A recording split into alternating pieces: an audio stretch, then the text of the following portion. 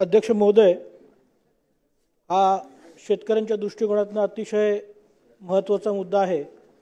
राज्यातील शेतकऱ्यांना शेतीला पाणी पुरवठा करण्यासाठी आवश्यक असलेले विद्युत पाणी पंप कनेक्शन अर्ज महावितरण कंपनीने ऑनलाईन अथवा ऑफलाईन उपलब्ध करून देणे आवश्यक असताना संबंधित कर्मचारी शेतकऱ्यांना सौर ऊर्जा पंप कनेक्शन घेण्याची सक्ती करीत आहेत।